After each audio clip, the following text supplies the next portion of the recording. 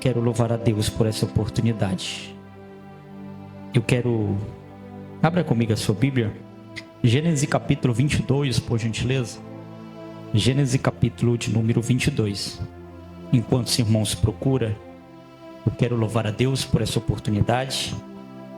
Dizer que eu estou muito feliz em estar aqui com os irmãos. Louvar a Deus pela vida do pastor João Batista. Obrigado por mais uma vez me receber aonde o Senhor congrega. É a primeira vez que eu venho aqui em Cristalândia, assim como foi a primeira vez que eu fui também em Aliança. Obrigado por ser uma porta de Deus para o meu ministério. Eu louvo a Deus por todos os obreiros dessa igreja. Acabou aqui, voltou. Todos os obreiros aqui, Deus abençoe. Os vice-pastores, Deus abençoe os senhores. As irmãs, os jovens, as crianças, todos, Deus abençoe. Trago o abraço do meu pastor Jovaí Jacinto Rosa, meu presidente, pastor Amarildo, a todos os irmãos. A minha esposa estava desejosa em vir comigo, mas devido ao trabalho dela e da faculdade, ela não conseguiu vir, mas ela mandou um abraço a todos. Quem encontrou diz amém. Gênesis capítulo 22, vamos estar lendo a partir do verso 7. Gênesis capítulo 22, versículo de número 7. Diz assim o texto. Gênesis capítulo 22, versículo 7. Isaque rompeu o silêncio e disse a Abraão, seu pai: meu pai. Abraão respondeu: eis-me aqui, meu filho. Isaque perguntou: eis aqui o fogo e a lenha, mas onde está o cordeiro? Abraão respondeu: Deus proverá para si o cordeiro para o holocausto, meu filho. E os dois seguiram junto, chegando ao lugar onde Deus lhe havia indicado.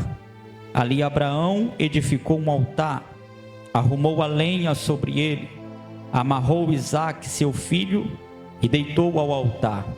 E em cima da lenha, estendendo a mão, pegou a faca para sacrificar seu filho.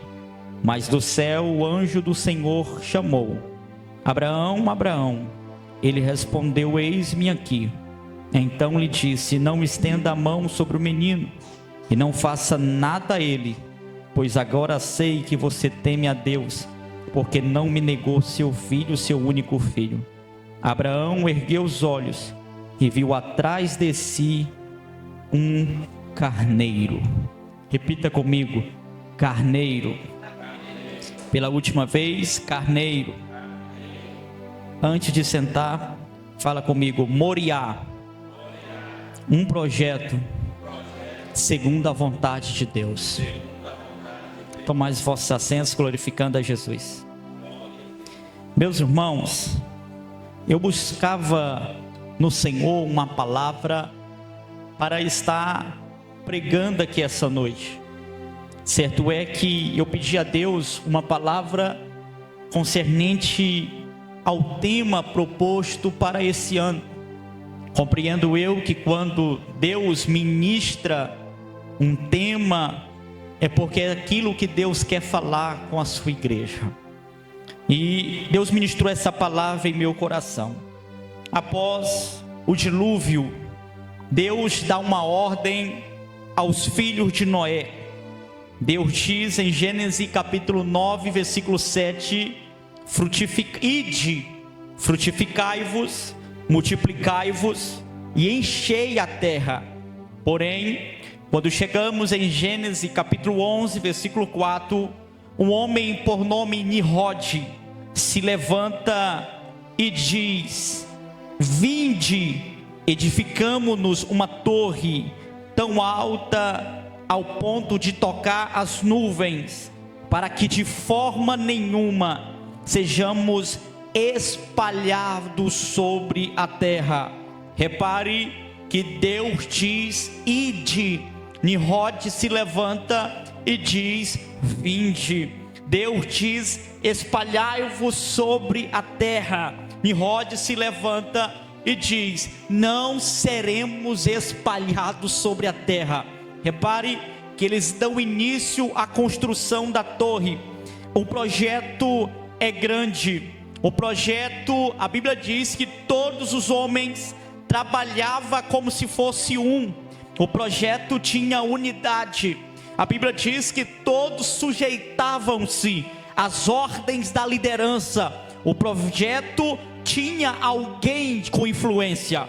Esse projeto só tinha um detalhe nele: este projeto aqui não era da vontade de Deus. Este projeto aqui, embora fosse grande, embora tivesse a aprovação popular da massa, embora tivesse alguém influente na liderança, esse projeto aqui não era da vontade de Deus.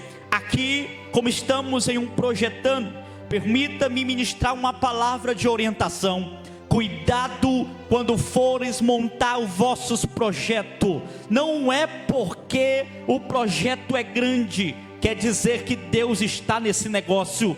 Não é porque todo mundo está fazendo significa que tem a aprovação de Deus. Não é porque tem gente influente significa que Deus quer que você projete. Eu vim aqui profetizar e dizer: quer fazer um projeto? Então projeta segundo a vontade de Deus. Projeta segundo a vontade de Deus, porque nem tudo que é grande significa que Deus aprova. Nem tudo que está dando certo para outras pessoas significa que aquilo que Deus quer que dá certo para a sua vida. Projeta segundo a vontade de Deus. Aleluia. Porque, pregador, como assim? Deixa eu te dar uma palavra aqui. É melhor um projeto pequeno, mas dentro da vontade de Deus, do que um grande projeto fora da vontade de Deus. Sabe por quê? Porque embora o projeto fosse grande, estava com dia, estava com hora marcada para Deus descer e colocar um ponto final. Mas como eu vim pregar para pessoas aqui em Cristalândia que vai projetar segundo a vontade de Deus, eu também tenho uma boa palavra para você. O seu projeto, ainda que pareça ser pequeno, tem dia, tem hora marcada para Deus descer em Cristalândia e fazer teu projeto crescer, e fazer teu projeto avançar. Aleluia. Deus desceu, confundiu a língua do povo. Agora ninguém entendia o que o outro falava. Pastor, e pensa em um trem ruim, é você não entender a língua do outro. E como o povo não entendia a língua um do outro, sabe o que aconteceu? Se dividiram. Porque se tem uma coisa que causa divisão, é um falar uma língua e o outro falar outra língua. Língua diferente. É isso que está causando divisão às vezes dentro da igreja. É que o pastor fala uma língua e o obreiro quer falar outra língua. É isso que causa divisão às vezes no departamento. É que o líder está indo para o rumo, falando uma língua, e tem um liderado querendo ir ao contrário, querendo ir para outro lugar. E eu vim aqui te dizer que a nosso lema é unidade, hierarquia e disciplina. Ainda que seja em passos pequenos, nós seguiremos avançando na mesma direção e falando a mesma língua. Quem crê nesta palavra, dá um brado de glória. Deus desceu. A Bíblia diz que Deus confundiu a língua. Deixa eu tirar esse negocinho. Deus desceu, confundiu a língua, ninguém entendia nada. Agora cada um se dissipou pela terra. Aquilo que Deus pediu, eles não obedeceram, Deus forçou. Cada um foi para o seu canto. E de Gênesis capítulo 11 a Gênesis capítulo 12, embora seja só um versículo de diferença, tem mais de 300 anos de história. E nesses 300 anos, esse pessoal que se dissipou pela terra tornaram grandes nações. Nasceu os cananeus, os heteus, amorreus, fariseus, reveus, jebuseus, giganzeus, várias nações. Só que no decorrer dos anos, cada nação dessa aqui, eles se esqueceram do Deus supremo, do nosso Deus verdadeiro. Cada um aqui começou a se curvar diante de ídolos. A nação que gostava muito do sol, achava o sol bonitinho, pastor, começaram a cultuar o sol. Outros passaram a cultuar as estrelas, a lua, outros olhavam para os bosques, cultuavam os bosques e os montes, outros faziam ídolos de pau, de pedra. E a Bíblia diz que nesses 300 anos, chegou um momento que Deus olha para aquela situação, e a amizade que existia, que foi formada em Gênesis capítulo 2, ela acabou, porque a idolatria tomou de conta. E agora Deus, com sua soberania, Deus precisa restabelecer a amizade com o homem. E eu imagino Deus, pastor, na minha imaginação, Deus procurando na terra, daquelas nações, alguém que ele pudesse restabelecer o vínculo, a amizade. Eu imagino Deus olhando lá para os jebuseus, aqui eu não achei. Deus olha para outra banda, não, aqui não dá. Só que de repente, meu Deus, o nosso Deus olha lá na casa de um homem chamado Terá, e olha para um dos filhos dele, e Deus diz: aquele ali me serve. Aí você pensa, então Terá era um homem crente? Não era. Aí você pensa, então Terá era um líder exemplar? Não era. Terá era um sacerdote de um ídolo pagão. O seu pai era sacerdote de um ídolo pagão. O seu bisavô, sacerdote de um ídolo pagão. Aí você diz: Mateus, está me dizendo que Deus restabeleceu uma amizade com o filho de um homem pagão? Deus olha pela sua soberania, enxerga Abrão lá na casa da idolatria, na linha sucessória, para também ser um ídolo, um sacerdote de um ídolo pagão. E Deus diz: ele me serve. É isso aqui que o inimigo não entende, pastor. Porque o avô de Abraão, idólatra. O pai de Abraão, idólatra. E Abraão, amigo de Deus. Se eu fosse tu, já tinha levantado a mão, dando um brado de glória. Porque é isso aqui que Satanás não entende. Porque Satanás olhou para a sua descendência passada. Teu bisavô não servia como você serve, teu pai não servia como você serve. Mas olha você aqui na quarta-feira, projetando o teu 2025. E eu vim aqui pregar para você e dizer: a chamada de Deus na tua vida, ela não é comum. Sabe por quê? Porque teve coisas que passou na tua descendência inteira, mas quando chegou em você, Jesus olhou para você e disse: com ele vai ser diferente, com ele vai ser diferente. Porque Satanás conseguiu desviar teu pai, teu avô, teu bisavô, mas você está firme na presença, porque Jesus tem te guardado. Eu disse: Abraão, Deus chama ele na casa da idolatria. E Deus diz: Abraão, sai da tua terra, do meio da tua parentela, vai para o lugar que eu vou te falar. Deus chama onde? Na casa da idolatria. Só que Deus não quer apenas chamar Abraão, Deus precisa usar Abraão para uma obra. E uma coisa é Deus chamar, porque Deus chama a gente lá no mundo, chama. Deus chama a gente lá no boteco, chama. Deus chama a gente na prostituição, chama. Deus chama o usuário de crack, chama. Deus chama a gente que fuma, chama. Que bebe, chama. Mas aí tem um problema: Deus chamar é uma coisa, agora Deus usar é outra coisa. E o problema é que Deus já arrancou algumas pessoas do mundo, mas essas pessoas continuam querendo permanecer lá. O problema é que Deus já arrancou muitos dos bares, do boteco, tirou de lá, mas a pessoa quer voltar, quer insistir. Eu vim aqui dizer: se Deus te chamou, agradeça, mas está na hora de dar tchau. A obra que Deus tem para fazer, não dá para fazer na casa de Terá. A obra que Deus quer fazer na tua vida, não dá para fazer no mundão, não dá para fazer na prostituição, não dá para fazer na bebedice. Deus te chamou lá, mas a ordem nessa noite é: saia, dê tchau. Há uma nova história a te esperar. Aleluia. Agora Deus chama Abraão, e Abraão precisa fazer o seu projeto de vida. E sabe o que é que Abraão faz? Nos ensina. Deus diz: Abraão, qual é o seu projeto de vida? Imagina Abraão: está aqui, Senhor. Abraão, não tem nada, porque o meu projeto é o Senhor que preenche. Então tá bom, Abraão, sai da tua casa, sai do meio da tua família, vai para o lugar que eu te mostrarei. Deus cobrou 3 coisas de Abraão, mas Deus fez 5 promessas para ele. Primeira, abençoarei os que te abençoam. Segundo, amaldiçoarei os que te amaldiçoarem. Far-te-ei de ti uma grande multidão. Quarta, prometeu filho. E a quinta é a mais extraordinária. Aleluia! Pregador, qual é a mais extraordinária? Lá vai, Abraão, anda na minha presença e ser tu uma bênção. Pregador, mas tanta gente abençoada, qual a diferença? Lá vai, uma coisa é eu ser abençoado, outra coisa é eu ser uma bênção.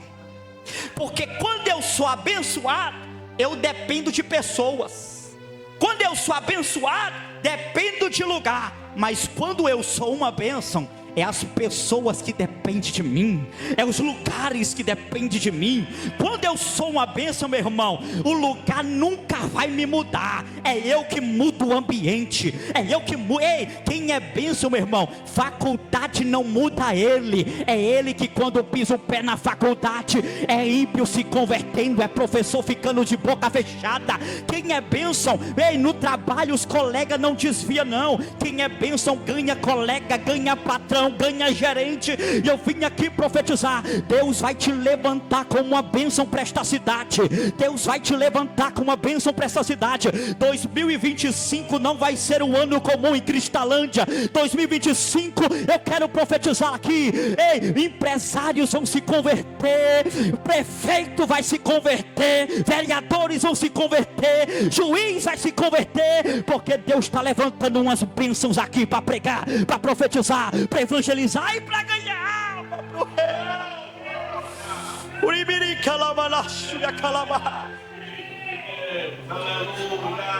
Deus prometeu um filho. Só que Abraão estava de fase, já estava velho. Sara estava com a idade avançada. Eu não posso dizer que Sara estava velha, pastor. Abraão, velho. Sara, idade avançada. Deus promete: vou dar um filho para vocês. Sara riu, mas só que Hebreus também diz que Abraão também riu. Passa algum tempo, nada. Abraão vai ficando mais velho, Sara, a idade vai avançando. E chega um momento que a Bíblia diz que Sara pega Agar, sua serva, e coloca para dormir com Abraão, e nasce Ismael. Parece que imagino Sara olhando e dizendo: a promessa se cumpriu, Abraão é pai. Mas o Todo-Poderoso bradou e disse: ô Sara, o que eu te prometi? Eu prometi que você e Abraão teriam um filho. E eu vim aqui, irmão, desculpa a minha franqueza, mas o que tem de gente que Deus prometeu coisa, mas quer dar uma ajudinha humana para Deus. O que tem gente que Deus fez uma promessa e as pessoas dizem: não, mas vai demorar, eu vou fazer isso aqui, vou dar um jeitinho, vou ligar para fulano, vou ajudar, vou pedir uma informação, uma influência. Eu vim aqui dizer: se o projeto é de Deus, não precisa de interferência humana. Se o projeto, eu vou além. Se Deus falou que tu vai ser pregador, irmão, não precisa sair correndo atrás de agenda. Se Deus falou que você vai ser cantora, vai cantar no Brasil, no mundo, não precisa sair por aí mendigando porta. Quando chega o tempo de Deus, não precisa correr atrás de porta, é as portas que vêm atrás de você. E eu quero aqui profetizar na vida de alguém. Eu estou pregando para alguém aqui que esperou um tempo, aguardou a hora, e 2025 vai ser o ano de cumprimento de promessa na vida de crente aqui. Tem crente aqui que Deus falou há 10 anos, mas 2025 é o ano de cumprimento. Tem crente aqui que Deus prometeu, pastor, há 15 anos, mas eu quero profetizar: 2025 é o ano do cumprimento da palavra na tua vida. Nasce Ismael. Só que Deus diz: epa, não foi esse o meu projeto. Pouco tempo depois, Deus dá Isaac. A promessa está cumprida. Isaac é o xodózinho da casa, pastor. A mãe, o Isaac eu não me toque. Eu sou pai. Rapaz, até para brigar com a minha filha, a minha esposa briga primeiro comigo, depois eu brigo com ela, porque é o nosso xodó lá de casa. Aí imagina Isaac, a alegria da casa. Isaac tocava numa vasilha, quebrava. Abraão falava: foi a vasilha que caiu, não foi Isaac que derrubou não. Isaac levava um tropeção, caía em cima de Abraão. Abraão não deixava ele cair no chão. Era o xodó da casa. Mas quando Isaac chega, há 12 anos de idade por aí, a Bíblia diz que Deus visitou Abraão uma outra vez. E a Bíblia diz, algum tempo depois, Deus pôs à prova Abraão. E Deus chamou Abraão, e ele respondeu: eis-me aqui, Senhor. Toma teu filho, seu único filho, Isaque, a quem você tanto ama. Vá à terra de Moriá, e lá em um dos montes que eu lhe mostrarei, ofereça como holocausto. Quando Deus fala ofereça como holocausto, Abraão é inteligente. Holocausto, sacrifício queimado. Abraão já sabe, Isaque vai morrer. E a Bíblia diz que Deus exige que seja no monte Moriá. A Bíblia diz que Abraão levanta de madrugada, pega Isaque, arreia um animal, chama 2 servos, e eles estão indo em direção ao Moriá. Mas tem uma pergunta aqui que eu faço: por que tinha que ser o Moriá? Por quê? O Moriá levou 3 dias, pastor, para ele chegar lá. Mas a pergunta é: por que tinha que ser o Moriá? Porque Abraão, lá pelo menos tinha pelo menos 4 montes mais perto da casa de Abraão. Por exemplo, lá tinha o monte Ararat, era o monte mais perto, um dia Abraão chegava. Lá tinha também o monte Carmelo, era um monte muito conhecido, fácil acesso, 1 dia e meio Abraão estava lá. Lá tinha o monte Horebe, mais baixo, 1 dia e meio, 2 dias Abraão estava lá. Mas a pergunta que faço: por que Deus exigiu no monte, e justamente no Moriá, que levou 3 dias de caminhada? Lá vai, justamente porque Deus precisava que Abraão andasse 3 dias. Porque se Abraão sacrificasse no primeiro dia, poderia ser sacrifício pela emoção.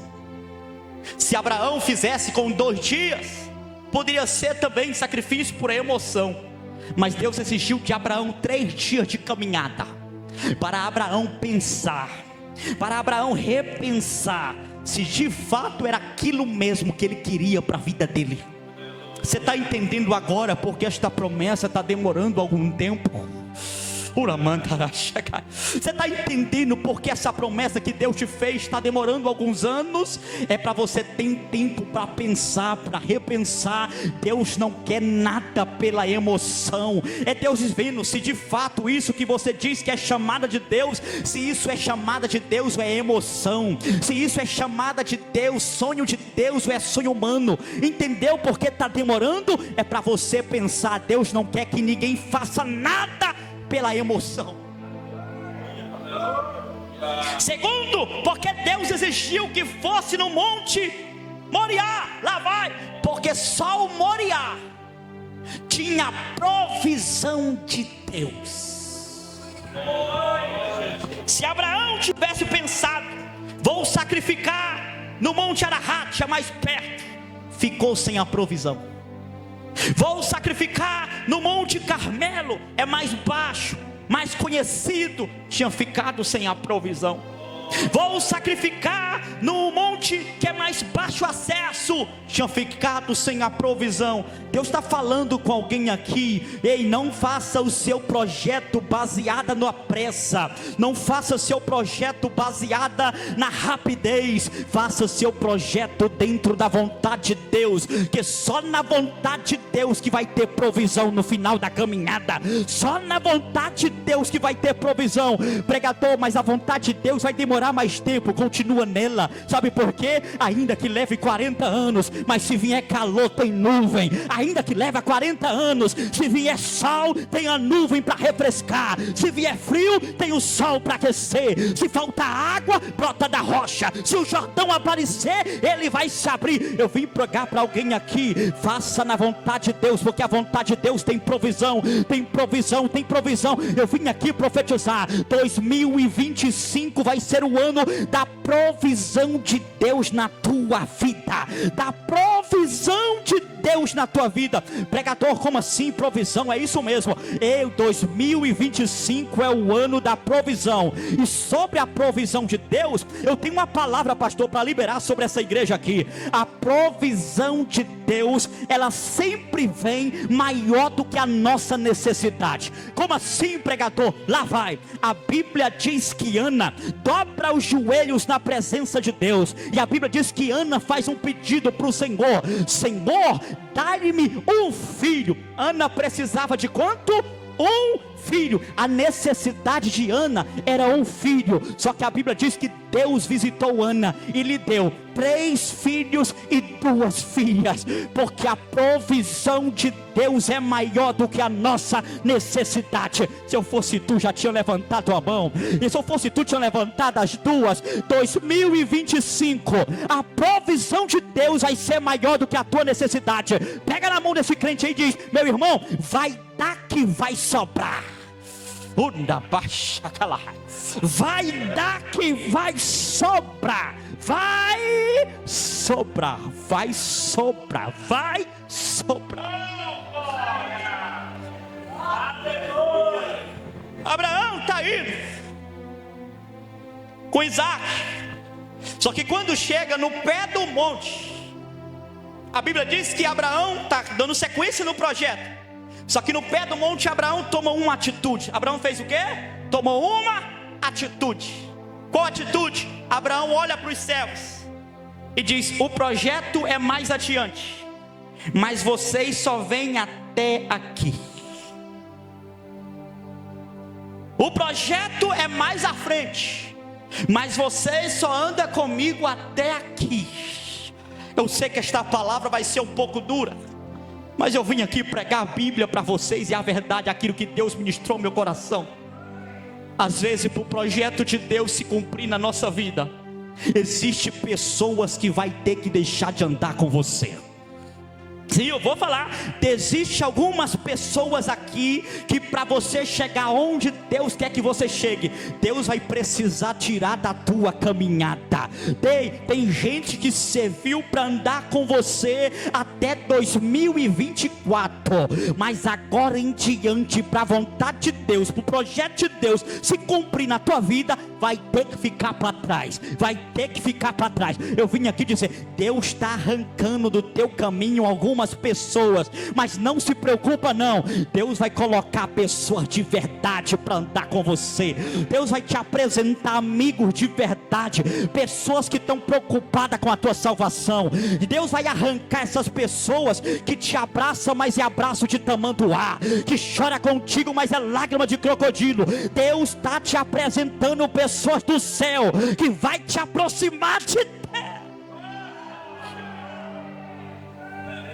Os servos ficaram, e agora ele pega a lenha que estava sobre o animal, coloca no ombro de Isaac, e a Bíblia diz que eles vão subindo o monte Moriá, e a Bíblia diz que um silêncio toma de conta. Pensa em um silêncio, ninguém fala nada. Só que o texto que nós lemos diz que o texto diz: Isaac rompeu o silêncio. Porque teve Isaac não conseguiu, ficou calado, vendo um tamanho erro que estava acontecendo. Qual erro? A Bíblia diz: Isaac rompeu o silêncio. Pai, está tendo um problema aqui.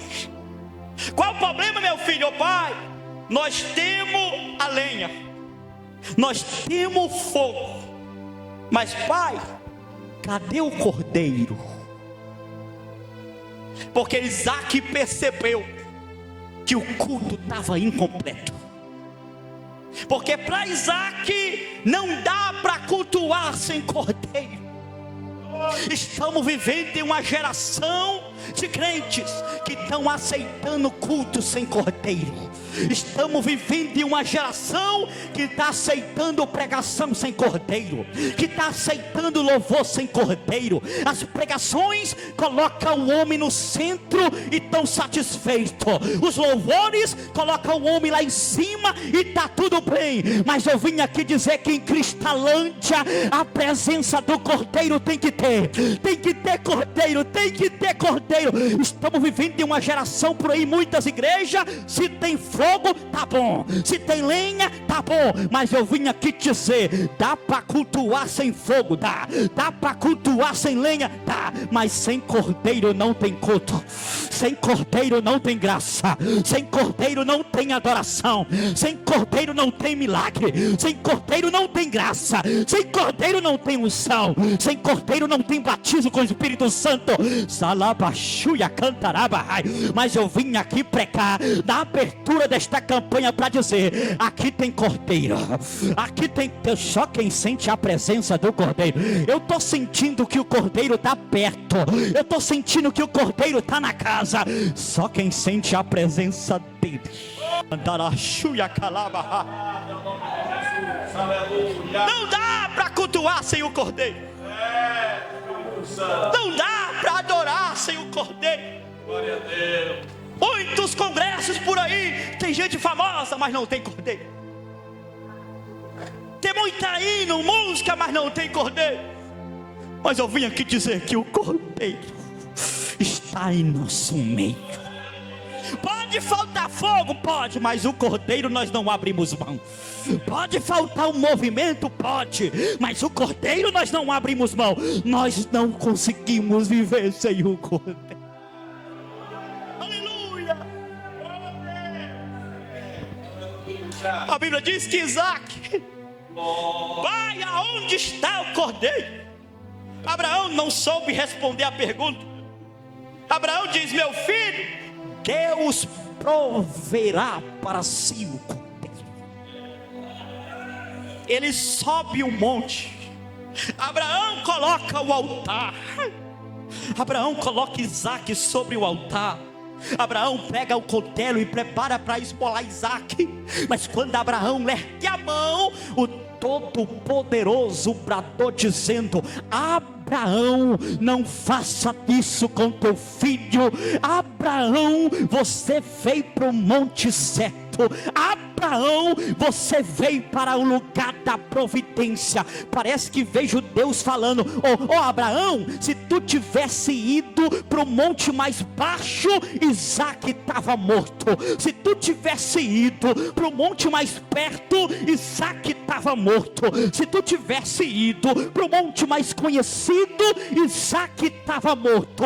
Mas como teu projeto foi baseado na minha vontade, na minha palavra, aqui tem provisão, aqui tem provisão. E aqui tem, eu fui profetizar aqui, vai ter provisão de Deus na tua casa, vai ter provisão de Deus na tua família. Vai. Fica de pé no nome de Jesus. Exaltado é o nome do Senhor. A Bíblia diz que quando ele olha para trás, a Bíblia diz que ele viu o quê? Um cordeiro, isso? Não. Quando ele vira para trás, a Bíblia diz que ele enxerga um carneiro. Teve gente que já está entendendo a palavra? A pergunta de Isaac, ela ficou sem resposta, pastor. Pai, onde está o cordeiro? Só que quando ele olha para trás, não tem cordeiro, tem carneiro. A pergunta de Isaac ficou sem resposta. E não foi por um dia, não foi por 10 dias. A pergunta de Isaac ficou sem resposta por mais de 2000 anos sem resposta. Abraão, aonde está o cordeiro? Eu não sei aonde está o cordeiro. Oh, Isaac, cadê o cordeiro? Eu não sei, eu que estou perguntando por ele. José, cadê o cordeiro? Eu não sei, eu entendo aqui do Egito, de administração, mas o cordeiro eu não sei aonde está. Isaías, aonde está o cordeiro? Eu não sei aonde está o cordeiro. Jeremias, cadê o cordeiro? Eu não sei aonde está o cordeiro. Ezequiel, aonde está o cordeiro? Eu não sei do cordeiro. Ô Malaquias, aonde está o cordeiro? Eu não sei aonde está o cordeiro. Só que de repente a pergunta de Isaac ecoa no deserto da Judeia. E no deserto da Judeia tem alguém que está batizando lá no Jordão. E de repente alguém pergunta a João Batista: aonde está o cordeiro? E ele responde: ô Isaac, não precisa mais procurar o cordeiro. Eis aí o cordeiro de Deus que tira o pecado do mundo, que tira o pecado do mundo. Pregador, qual a diferença do carneiro do Moriá para o cordeiro do deserto da Judeia? Lá vai, o carneiro do Moriá, ele morreu no lugar de Isaac, mas o cordeiro de Deus morreu por todos os pecadores da terra. O carneiro do Moriá morreu e até hoje está morto, mas o cordeiro de Deus morreu, mas ao terceiro dia ressuscitou. Ele está vivo, ele está vivo. Só quem acredita que ele está vivo, só quem sente a presença do Cordeiro de Deus, só quem sente a graça dele, só quem pode adorar a ele. A hora de adorar é agora, a hora de dar glória a ele é agora, a hora de levantar as mãos é agora, a hora de tributar a honra, a glória, o louvor, o poder, tudo para ele é agora.